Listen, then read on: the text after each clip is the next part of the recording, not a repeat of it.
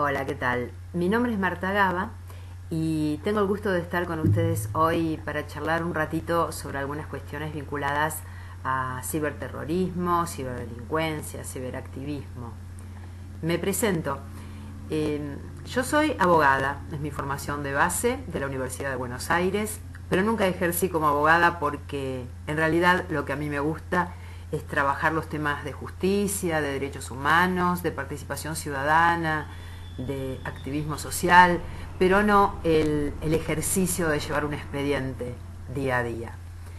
Así me he ido vinculando con el correr de los años con distintas organizaciones, trabajando la temática de participación, de incidencia, de advocacy, y con el tiempo, con la irrupción de las tecnologías digitales, de la web 2.0, fui incorporando el uso de redes sociales, el uso de nuevas tecnologías para poder ampliar la participación, el activismo, la incidencia respecto de las políticas del Estado.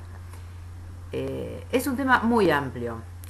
Tengo la suerte de poder trabajar a diario esta cuestión porque soy coordinadora de ciberactivismo y acciones de comunicación de la Red LAD, Red Latinoamericana y del Caribe para la Democracia. Trabajamos en distintos países de Latinoamérica y del Caribe y esto me ha permitido trabajar la cuestión en distintos lugares. Antes de avanzar en nuestro tema de fondo, les comento que van a escuchar algunos ruiditos de naturaleza, pajaritos, algunos de mis 6 perros que andan ladrando por el parque y veo que el sol está apareciendo por ahí atrás. Así que les pido disculpas por todas estas cuestiones, pero como no me he podido trasladar para estar con ustedes, estoy haciendo este video desde casa. Bueno, la cuestión que a ustedes les interesa es el ciberterrorismo. Pero a mí me gustaría arrancar desde otro lugar para poder llegar a esto. Y es la cuestión del ciberactivismo, primero. Porque en algunos países, debido a las restricciones que hay respecto de los derechos humanos, del acceso a la información pública, muchas acciones que en algunos lugares no son consideradas como delitos o como acciones terroristas, hay países en los que sí pueden ser consideradas. Entonces vamos a avanzar un poquito en el tema del ciberactivismo para introducirnos en la cuestión. El ciberactivismo no es otra cosa que activismo ayudado por tecnologías digitales, por las tecnologías de la información y de la comunicación. Básicamente, si no tenemos un activista, si no tenemos acciones de activismo, mal podemos tener acciones potenciadas por nuevas tecnologías. Y yo hago mucho hincapié en esto, en los talleres, porque una cosa es la tecnología vacía, la cáscara, la herramienta. Y otra cosa es cuando tenemos que trabajar por algún valor, por alguna causa, por la defensa de algún derecho. No tenemos que confundir el medio con el fin. Cuando salió la imprenta, cuando apareció la radio, cuando apareció la televisión, uno las utilizaba como herramientas para transmitir algo. Acá es lo mismo, nosotros queremos hacer acciones de activismo y nos valemos de todas las herramientas que tenemos a nuestro alrededor. Una de ellas son las tecnologías que nos brinda la web 2.0.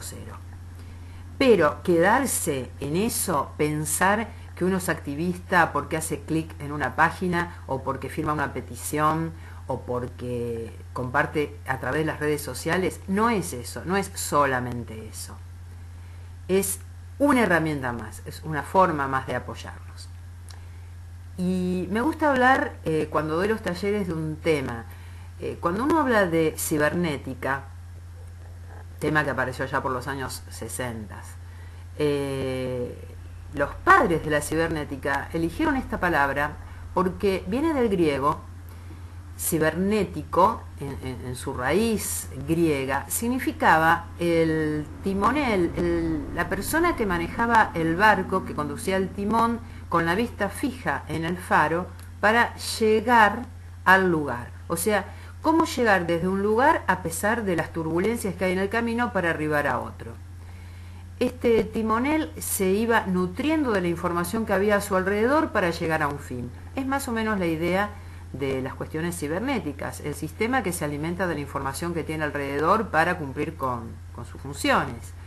En definitiva, un ciberactivista es aquel que con la vista fija en el horizonte de la causa que está defendiendo, llega a destino valiéndose de la información que va encontrando a su alrededor. Por eso me gusta vincular los temas de ciberactivismo con el contexto y con una parte más social, no solamente hacer hincapié en la tecnología. Dicho esto, vamos a ir avanzando un poquito más. Un ciberactivista es aquel que está actuando en un contexto determinado, apoyando una determinada causa. Yo me voy a manejar siempre dentro de causas, dentro del derecho, dentro de la ley. No vamos a estar tratando de promover acciones contrarias a los valores, a los derechos y a la legislación de un país. Entonces esta persona puede valerse tanto de las redes sociales, de herramientas que encuentra en internet, podemos valernos de blogs, de video, de audio, de tantas redes que actualmente podemos utilizar de manera específica, como pueden ser las que utilizan imágenes como Pinterest, o video como YouTube, o mandar microblog como es Twitter. Todo esto es lo que utiliza un activista en su accionar diario. Ahora, ¿qué pasa cuando se realizan acciones que en determinado contexto pueden constituir un delito? Ahí estamos entrando en el tema de la ciberdelincuencia. Y es un tema bastante complicado porque lo que es delito en un país puede no serlo en otro. Tal vez alguien está cometiendo un delito transnacional sin saberlo. Por eso, Internet, que es un espacio de libertad, se encuentra siempre con la cuestión por encima de que hay que regularlo, no hay que regularlo, cómo manejamos estos temas. ¿Cómo puede ser que una acción que yo la realizo desde el living de mi casa pueda tener incidencia en infinitos países y en innumerables usuarios de Internet? Esta especie de ubicuidad que tiene Internet, de que podemos estar en todas partes al mismo tiempo y perdurar en el tiempo, que es otra de las cuestiones que sería interesante poder conversar, hacen que sea muy difícil regular las acciones de los individuos en Internet. Ustedes piensen que según el país donde están, va a ser el contenido al cual pueden acceder. Hay países en los cuales los filtros son muy rigurosos y es muy difícil googlear o hacer algún tipo de actividad que, por ejemplo, en Argentina consideramos natural. Hay países donde palabras como democracia es imposible googlearla o acceder a determinados sitios. No estoy pensando solamente en China o en Irán, sino que hay otros países de la Comunidad Europea, por ejemplo, que tienen algunos sitios a los cuales uno no puede acceder con tanta facilidad. Esto hace entonces que muchas personas se trasladen virtualmente para cometer acciones delictivas. Ustedes saben que para poder descubrir desde dónde sale la información de una computadora se acude a lo que son las direcciones IP. Así se puede saber desde dónde estamos transmitiendo. Pero hay diversos mecanismos por los cuales uno puede burlar esta especie de vigilancia. Los activistas utilizan muchas herramientas para poder no cometer delitos, para poder resguardar su libertad. En los países donde el acceso a la información o donde los derechos humanos están muy restringidos, los blogueros corren serios riesgos. Entonces muchas veces se utilizan navegadores especiales, sistemas de encriptamiento de los mensajes, sistemas de codificar información para que sea decodificada en el lugar de acceso. Y estos elementos no son cosas de películas de James Bond, sino que están disponibles en la red. Hay un sitio, una organización que se llama Tor, mediante la cual uno puede navegar en el navegador que ellos tienen, y es imposible ser descubierto cuando uno está navegando transmitiendo información desde ese sistema. Esto porque va rebotando en distintos servidores de todo el mundo, entonces es muy difícil hacer el rastreo de lo que uno está haciendo. Esto que lo pueden utilizar los activistas para preservar su libertad, para preservar sus fuentes, a veces son utilizados de manera delincuencial. Justamente esta semana salió una información de los problemas que está teniendo este sistema Tor, porque así como lo utilizan los activistas para resguardar su libertad, también lo están utilizando las redes de pornografía infantil para evitar ser encontrados. Entonces todo esto hace que aquellas herramientas que son pensadas con un fin noble puedan ser utilizadas por delincuentes. Entonces ustedes fíjense que es muy delgado el hilo por donde vamos caminando para ver cuándo una aplicación, cuándo una herramienta, cuándo una acción empieza a ser, puede ser un delito. Esto es uno de los temas que tenemos que ver. Si les interesan estas cuestiones de seguridad en Internet, bueno, no tienen más que comunicarse conmigo, me pueden ubicar por mi Twitter, que es @martagaba, todo junto, Marta sin H, Gaba es G-A-B-A, y les voy pasando algunos datos al respecto. Esto en cuanto a ciberdelincuencia. Ahora bien, ¿qué es el ciberterrorismo? Esto es muy amplio, porque seguramente el público que me está escuchando es muy joven y no tienen mucha memoria personal de cosas que han sucedido en los últimos 30, 40 años en nuestros países, en Latinoamérica o en cualquiera de las Américas. Hablar de terrorismo para muchos es una palabra muy fuerte, remite a épocas difíciles en nuestros países y hay que tener mucho cuidado cuando hablamos de terrorismo. Hay legislación antiterrorismo en los distintos países y básicamente acción terrorista es aquella que busca inducir a terror justamente a la población para luego poder hacer cualquier tipo de acción en ese territorio. Ustedes piensen que, por ejemplo, en Estados Unidos, con el ataque a las Torres Gemelas, se tuvo que endurecer mucho la normativa, la legislación y las medidas de seguridad, justamente para evitar acciones antiterroristas. Y esto ha llevado a ampliar de tal modo el tema de seguridad que aquellos que tenemos algunos años y que viajábamos antes del año 2001, recordamos cómo era viajar en avión antes de las medidas antiterroristas. Podíamos utilizar cuchillos y tenedores de metal, podíamos viajar con nuestra pinza de depilar las cejas o una tijera en la cartera, llevar perfume, llevar montones de cosas, aerosoles, que ahora es impensable que se puedan hacer. Todo esto porque el concepto de acción terrorista, dado el escenario, el contexto en que se está viviendo, es como necesario hacer hincapié y ser mucho más dura en esas cuestiones.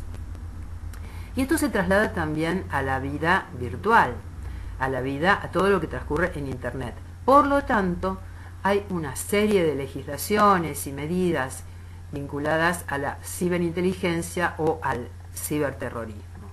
¿Y qué es lo que se busca básicamente? Es tratar de impedir, resguardar, analizar, ver dónde puede haber en la red acciones vinculadas al terrorismo. Si ustedes buscan en YouTube, hay cantidad de videos y de documentales sobre este tema, y que sería interesante que los vean, porque van a ver que es mucho más amplio que buscar información terrorista en una red social. Porque, por ejemplo, imagínense un mal hacker.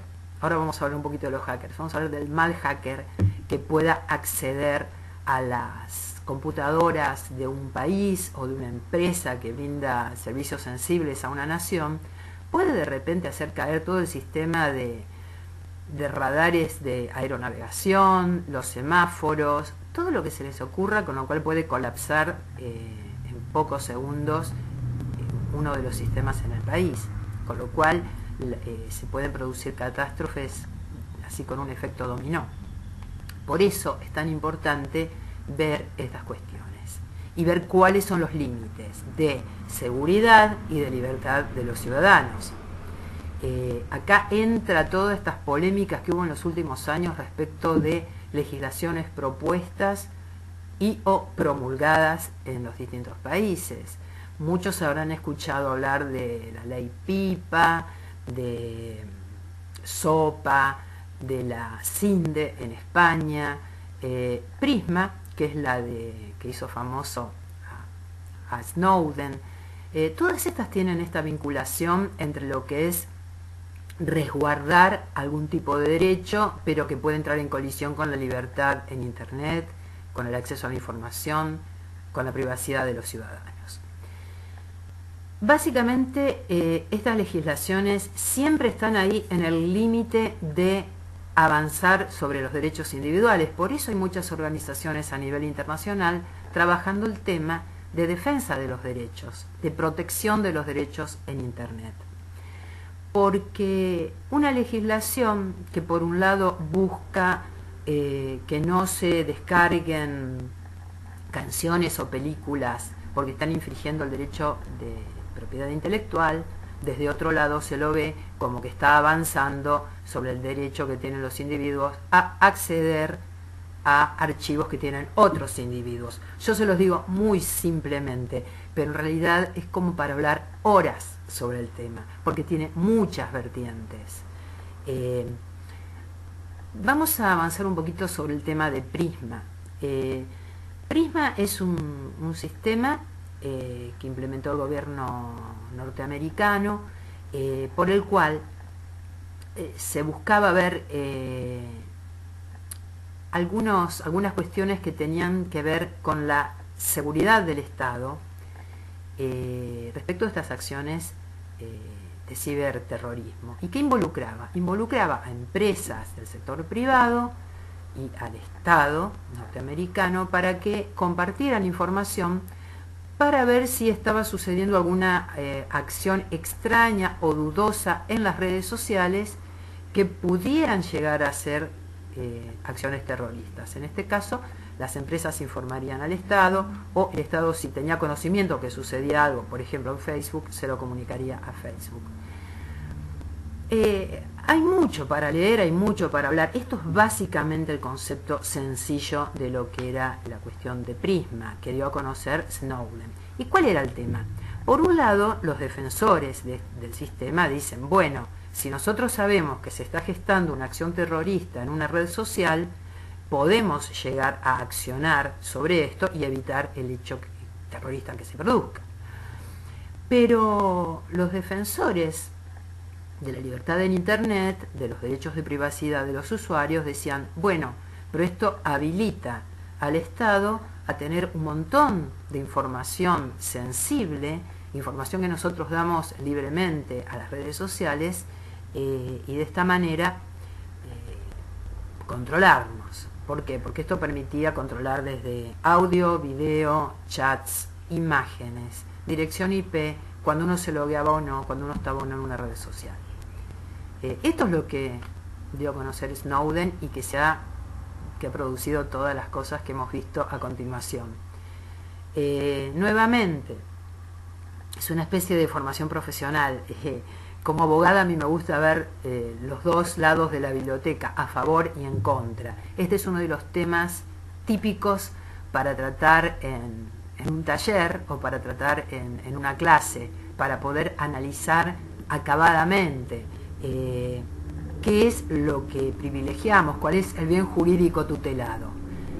La libertad, la privacidad de los individuos, la información que yo pongo voluntariamente a disposición en una red social, pero hasta ahí, no queriendo que se me invada o que se analice todo lo que yo hago en la web, o la seguridad de la nación. ¿Qué es más importante? ¿Cuál de los dos bienes jurídicos? Seguramente de primera intención nos sale alguna respuesta, por A o por B. Yo los invito a que reflexionen sobre la cuestión, que antes de tomar partido por una o por otra, sopesen, siempre traten de ponerse en el lugar del abogado del diablo, ver si yo soy el Estado, qué es lo que estoy tratando de privilegiar, si yo soy una organización que defiende la privacidad y el acceso a la información y la libertad en Internet, qué es lo que estoy tratando de buscar. Cuando tengamos argumentos de uno y de otro lado podemos llegar a tener una visión un poco más clara, más fundamentada.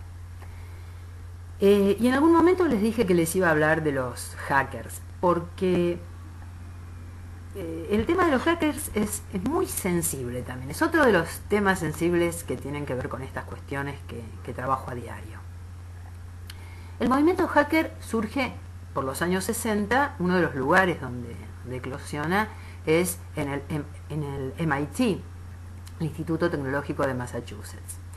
Originalmente, los hackers empiezan tratando de investigar, de descubrir nuevas cosas, de compartir. Hay una ética hacker, hay toda una cultura hacker, lo que llamamos los buenos hackers, el hacker que no está tratando de cometer un delito o de hacer caer páginas web o de realizar acciones que pueden enmarcarse dentro del terrorismo. Hay otra ética hacker. Son los llamados hackers de sombrero blanco. Después están los que más adelante fueron apareciendo y que se dedican a acciones tal vez delincuenciales, que muchos no los llaman hackers, sino que los llaman crackers.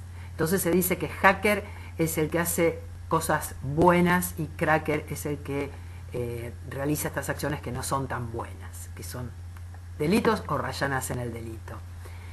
Y en todo esto de hackers de sombrero blanco, hackers de sombrero negro, también están los de sombrero gris, que son los que están en el intermedio, que son aquellos, por lo general, adolescentes que utilizan determinados códigos o scripts que no los crean ellos, sino que los toman de otros para hackear alguna página, para realizar algún tipo de estas acciones. Dentro de la comunidad de hackers se dice que uno es hacker cuando otro hacker lo denomina tal, cuando comparte una serie de principios, de normas éticas y de códigos. Si les interesa, es sumamente divertido, les diría, incluso leer todo lo que tiene que ver con la génesis del movimiento hacker. Y los que tengan tiempo les recomiendo leer la biografía de Steve Jobs, que salió el año pasado o hace 2 años, que es muy interesante porque ahí cuenta desde los inicios de todos estos movimientos vinculados al tema computación, tecnología, internet, porque muchas de las personas que hicieron avances en temas de computación han sido hackers en su juventud, lo siguen siendo algunos, otros dejaron el hobby, pero muchos de los avances han venido por ese lado. Súper interesante que lean un poco de eso, que no se queden solamente en la información tecnológica. A mí me gusta mucho avanzar sobre el contexto histórico, dónde se fueron gestando las cosas. Y van a ver que realmente hay más conexiones de las que uno supone entre distintos movimientos y la tecnología. Les doy un datito nada más, tema para otra charla: cómo se ha vinculado el movimiento hippie de los años 60 con todas las nuevas tecnologías, las que iban haciendo irrupción en los años 60. Pareciera que no tiene nada que ver una con otra, pero sí lo tiene. Hice esta digresión en el tema hackers para volver al tema ahora de ciberterrorismo. Fuimos viendo cómo se pueden utilizar tecnologías para apoyar una causa. Tecnologías de la web 2.0, como por ejemplo, quiero defender el movimiento estudiantil de determinado país. ¿Soy estudiante o soy una ONG que apoya ese grupo de estudiantes? ¿Cómo lo hago? Puedo tener un blog donde pongo información diaria sobre las actividades de este movimiento. Ese blog se va a convertir, su título seguramente, en un tweet o varios tweets que van a ir dinamizando la información durante el día. Voy a tener posteos actualizando la información en Facebook. Puedo realizar podcast informando al respecto. Puedo subir videos extensos en YouTube o los videos breves que podemos hacer ahora a través de Vibe o de Instagram. Podemos hacer reportes con infinidad de aplicaciones que están saliendo para los teléfonos móviles. Es infinita la batería de herramientas 2.0 que hay para hacer activismo. Ahora bien, siempre se está en el límite de poder realizar acciones que no son consideradas dentro de los límites legales. Hace poquitos días, en una conferencia en Bolivia, me preguntaron justamente, las acciones que realiza Anonymous, ¿son legales? ¿Son delincuenciales? ¿Puede considerárselas como ciberterrorismo? Ahí estamos en el límite. El hecho de hackear una página de un gobierno, algunos gobiernos pueden considerarlo como acción terrorista. Entonces, si lo están haciendo, seguramente va a ser para esa legislación una acción terrorista. Ahora bien, utilizar estas herramientas no para hackear, sino para difundir información, obviamente no es un delito. Entonces, cada caso concreto hay que analizar. Es muy difícil a priori decir esta es una acción terrorista, salvo que evidentemente lo sea. Pero depende el contexto donde se dan las acciones. Por eso insisto, para poder hablar acabadamente sobre el tema, es importante estar informado de la legislación, de los marcos normativos que hay a nivel internacional, de cuáles son los acuerdos o los pactos internacionales y las convenciones a los cuales suscribe cada país. Ustedes piensen que hay a nivel internacional comisiones que se encargan del tema de telecomunicaciones. Entonces uno tiene que ver, tiene que ir siguiendo año por año cuáles son las actualizaciones que se van haciendo.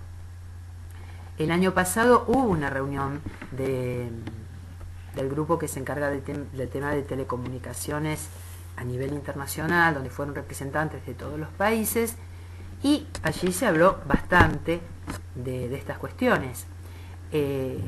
Pero quedó como fuera de la definición internacional de telecomunicaciones las cuestiones vinculadas a Internet. Entonces, muchas de las regulaciones no serían aplicables al ámbito de Internet.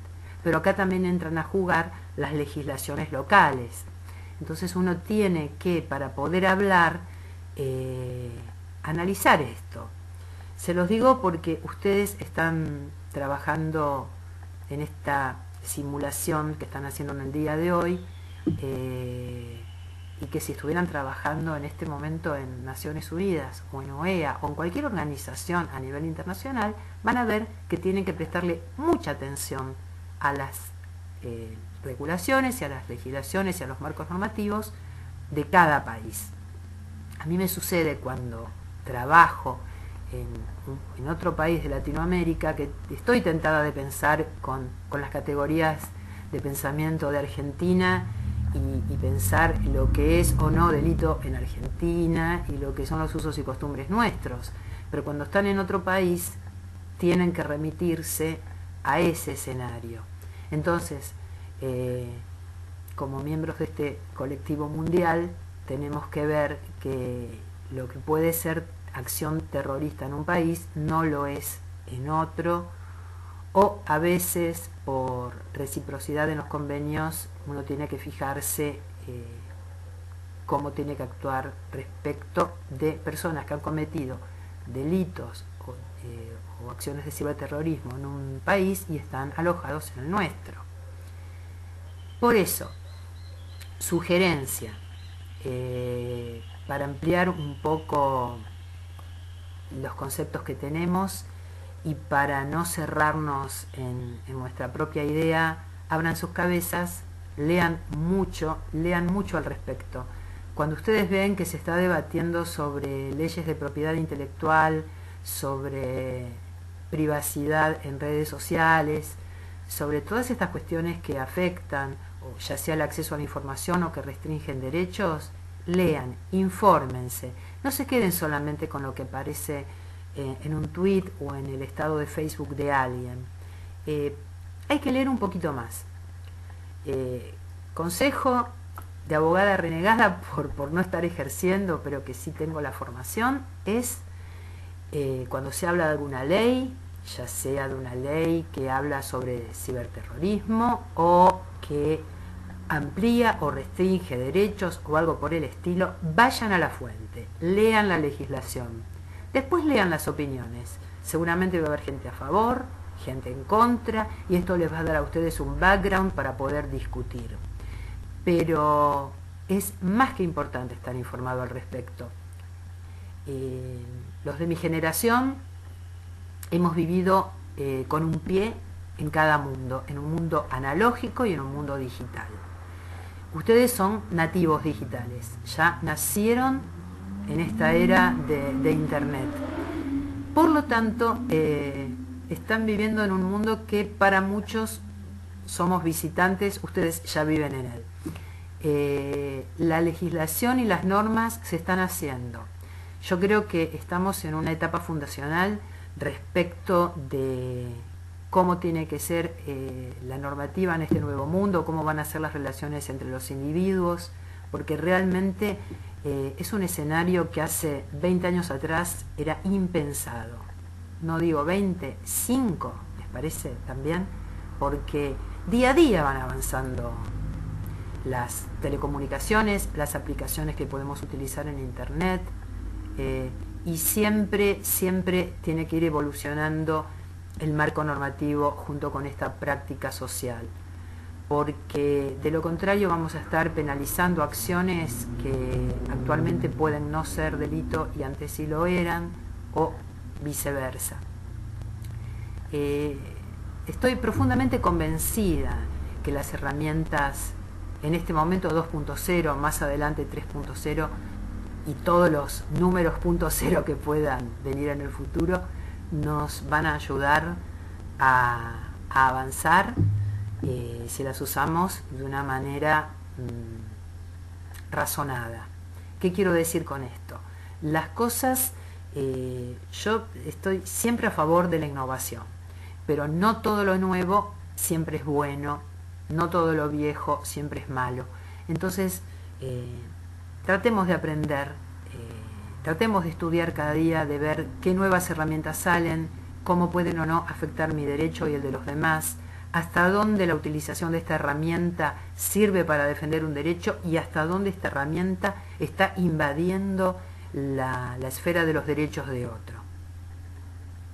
Una vez que vemos esto, vamos a tener un panorama un poquito más claro. Y siempre estemos atentos a las decisiones de los gobiernos, el propio y los gobiernos extranjeros, porque donde entran cuestiones de seguridad nacional, allí es donde empiezan a fijarse un poco más en las cuestiones vinculadas al ciberterrorismo. Y por si no quedó claro con todo esto, vamos a recopilar un poquito y decir que tanto el ciberdelito como el ciberterrorismo no es otra cosa que los delitos y las acciones de terrorismo vehiculizadas por el uso de herramientas y tecnologías vinculadas a Internet. Así que bueno, yo no sé cuánto más podríamos avanzar en el tiempo que tenemos en un video. Yo quedo a disposición de ustedes para todo lo que quieran consultar vinculados a temas de ciberactivismo, de activismo, ciberterrorismo, que no es el tema que me gusta más trabajar, sino que prefiero por la positiva. Yo siempre digo que los temas de ciberdelincuencia y ciberterrorismo son la otra parte de lo que me gusta a mí trabajar, que es la acción positiva en defensa de los derechos, no las acciones negativas para causar pánico o para vulnerar derechos de otros.